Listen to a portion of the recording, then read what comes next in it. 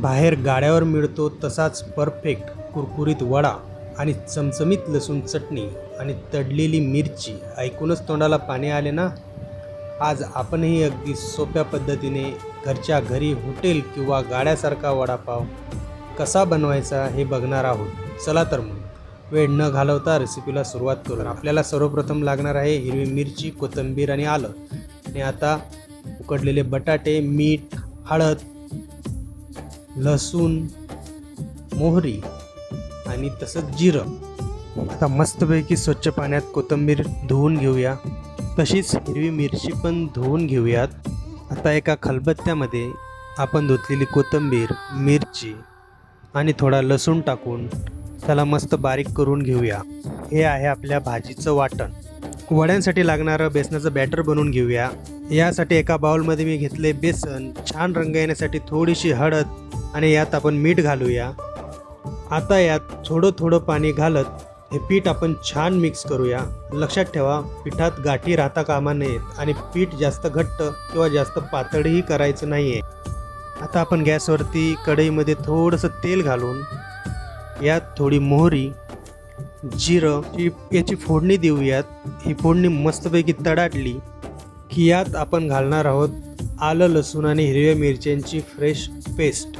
याचा कच्चा वास जाईपर्यंत त्याला छान परतून घ्यायचा आहे. यात जाईल आता थोडी हळद आणि थोडंसं मीठ. आणि आता आपले उकडलेले आणि हाताने स्मॅश केलेले बटाटेसुद्धा याच्यामध्ये टाकणार आहोत. आणि आता हे मिश्रण आपण व्यवस्थित मिक्स करून घेणार आहोत. बघा, आपली वड्याची भाजी दिसायला किती सुंदर आणि चवदार वाटते. आता आपली बटाट्याची भाजी तयार आहे. आपण याला एका प्लेटमध्ये काढून घेऊया. आता आपली बटाट्याची भाजी छान थंड झाली आहे, तर याचे आपण वडे बांधून घेऊया.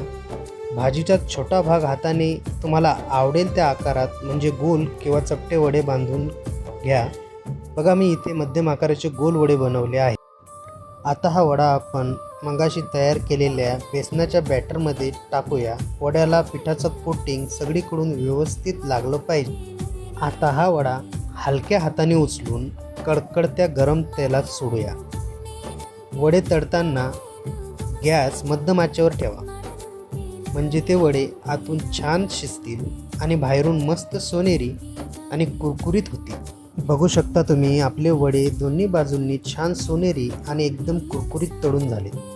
चला तर आता आपण यांना तेलातून बाहेर काढूया. झाराने वडे काढताना त्यातील जास्तीचे तेल व्यवस्थित निखळून घ्या.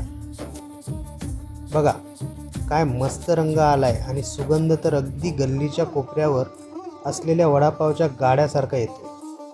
आता वडापावची चव 100 पटीने वाढवणारी गाड्यावाल्यांची सिक्रेट सुकी चटणी बनवू. यासाठी काय करायचे आहे, मगाशी जे बॅटर उरलं होतं ते हाताने किंवा चमच्याने असं कढईतल्या गरम तेलात सोडून द्यायचं आहे. याला आपण चुरा किंवा बुंदी म्हणतो. हा चुरा एकदम कुरकुरीत होईपर्यंत त्याला छान तळून घ्या आणि त्याला मिक्सरच्या भांड्यात टाकून त्यात थोडा लसूण, मीठ आणि लाल तिखट घालून त्याला मस्तपैकी मिक्सरमध्ये फिरून घ्या. बघा, आपली चटणी तयार आहे. आता थोड्या हिरव्या मिरच्या आपल्याला तेलात तळून घ्यायच्या आहेत आणि झाला आपला वडापाव तयार आहे. मस्त असा गाड्यावर मिळणारा आणि मुंबई वडापाव आपण घरच्या घरी बनवू शकतो. तुम्हीही नक्की ट्राय करा आणि माझ्या कृष्णालिक किचन्स या चॅनलला लाईक आणि सबस्क्राईब नक्की करा.